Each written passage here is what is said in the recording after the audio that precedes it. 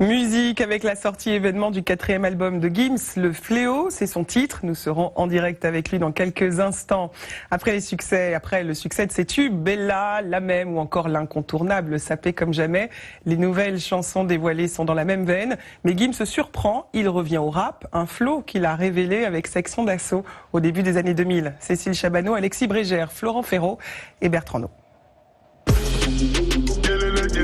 Retour aux sources pour Gims.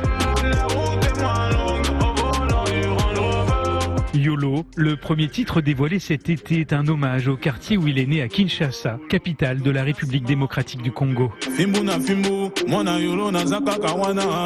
Gims est arrivé à l'âge de 2 ans en France. Dans Jusqu'ici tout va bien, il montre d'ailleurs des images du quartier de son enfance. Je crois que tout va bien jusqu'ici. Gims, je pense que dans sa tête, c'est toujours un gamin. C'est ce gamin qui rappait dans un square à Paris, dans le 9e arrondissement avec ses potes.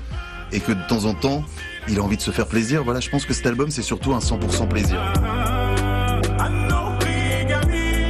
Un album 100% plaisir où il partage même la vedette avec sa femme Demdem, instagrammeuse réputée, qui a écrit tous les couplets de la chanson Origami. Avec l'histoire, avec le temps qui passe, c'est évident. Sans toi, je suis perdu comme un enfant dans la cour des grands. Sa famille, c'est aussi celle du rap. À ses débuts dans les années 2000, il s'est fait connaître grâce au collectif parisien Section d'Assaut. Le titre Immortel permet de rappeler qu'il n'a rien perdu de son flow.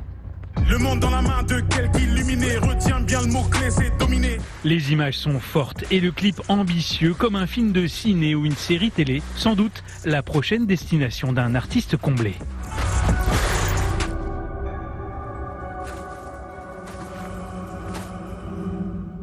Et nous sommes en direct avec Gims. Merci d'être avec nous dans le 12-45. Alors on connaît votre immense succès, mais êtes-vous bien un artiste comblé malgré cette période compliquée ?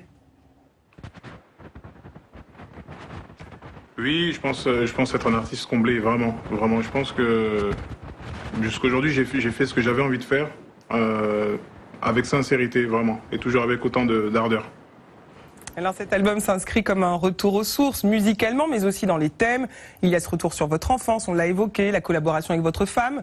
C'est important justement de revenir à ces fondamentaux dans une période troublée, même si vous n'oubliez pas les hip-hop, bien sûr.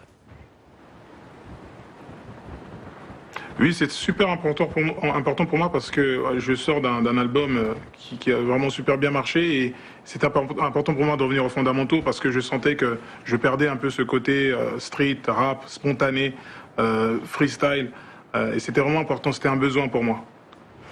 Alors parmi les titres de ce nouvel album, il y a Immortel avec un clip aux images très fortes du Ku Klux Klan aux violences policières. Vous dites que les victimes du racisme et des injustices sont immortelles.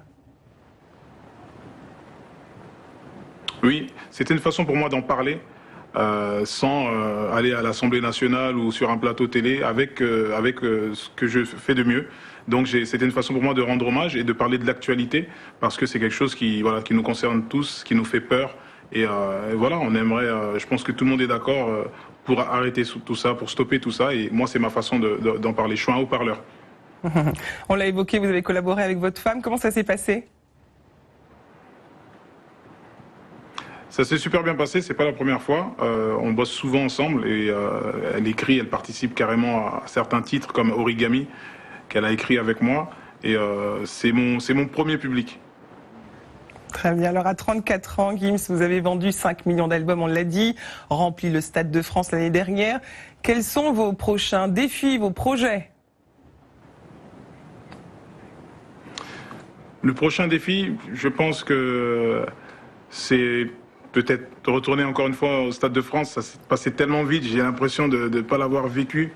J'ai envie de revivre ce moment. C'est d'autres projets, peut-être plus grands, peut-être d'autres collaborations, peut-être le cinéma. J'ai tellement de choses encore à accomplir. Alors on évoquait le Stade de France, dernière question. Vous allez donner un concert le 20 décembre prochain en live streaming. Comment est-ce que vous avez vécu cet arrêt des concerts et comment est-ce que vous envisagez celui-ci, donc, à distance ? Ça va être une grande première pour moi ce concert à distance, mais j'y crois, je pense que ça peut marcher aujourd'hui avec l'ère des réseaux sociaux. Je pense que les gens ne seront pas choqués ou perturbés, je pense que ça peut marcher et que ça peut être quelque chose de nouveau pour les artistes et de positif. Eh bien formidable, merci Gims d'avoir été avec nous. Voilà, c'est la fin de cette